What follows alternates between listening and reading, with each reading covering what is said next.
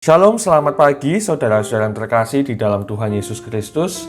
Senang kita bisa berjumpa kembali di dalam Renungan dan Doa Pagi hari Senin 3 Oktober 2022. Renungan pada pagi hari ini berjudul Bersikap kepada sesama yang memiliki pribadi sulit. Bacaan Alkitab terambil di dalam kitab 1 Samuel pasal 24 ayat 3 sampai dengan yang ke-22.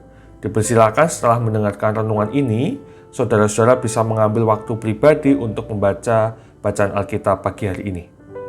Saudara-saudara, dalam komunitas kita masing-masing, baik itu di tengah gereja, masyarakat, pekerjaan, hingga keluarga, seringkali kita menemui orang-orang yang memiliki pribadi yang kurang menyenangkan atau pribadi yang sulit.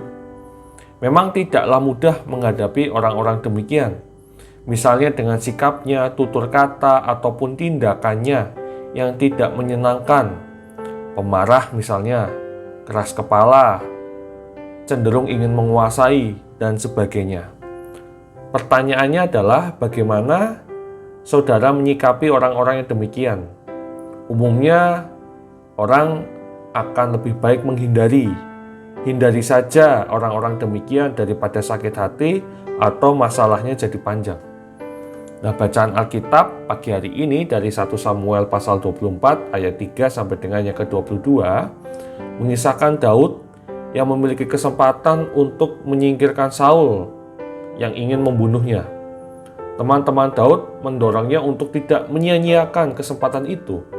Dan bukankah Daud bisa saja dan berhak untuk membela dirinya dari orang yang mengancamnya? Tetapi saudara-saudara, Daud tidak menggunakan kesempatan itu. Pertama, firman Tuhan melarang manusia membunuh sesamanya. Kedua, Daud memahami bahwa Saul ialah orang yang diurapi Tuhan. Kalaupun Saul melakukan tindakan kejahatan, bukan Daud, tapi Allah lah yang berhak menghukumnya. Nah, pada akhirnya Daud membuktikan dirinya bukan menjadi ancaman untuk Saul, dan Saul pun mengakui bahwa dirinya yang salah, bukan Daud.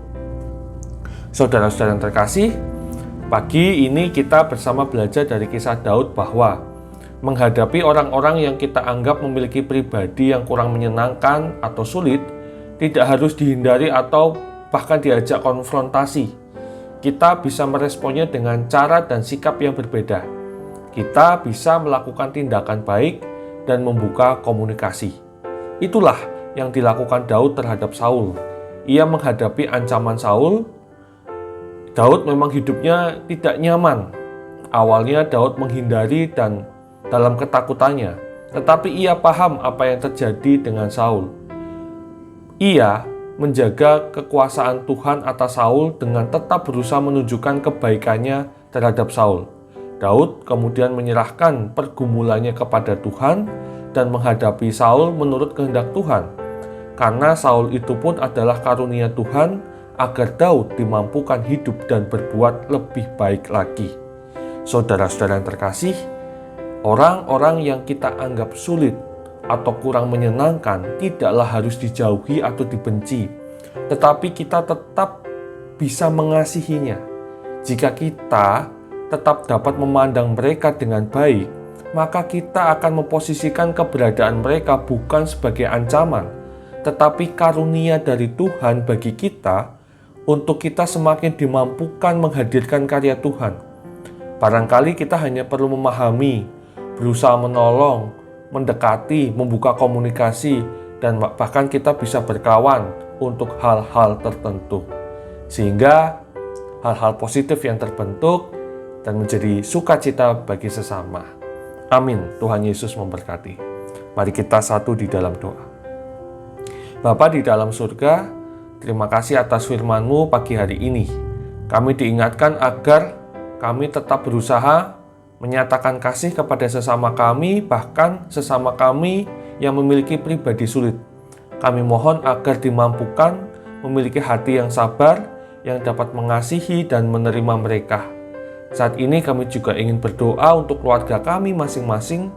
Kami mohon kiranya kehidupan keluarga kami dapat berjalan dengan didasarkan pada semangat kasih, sehingga satu dengan yang lainnya bisa saling melayani, mendukung, dan mengapresiasi.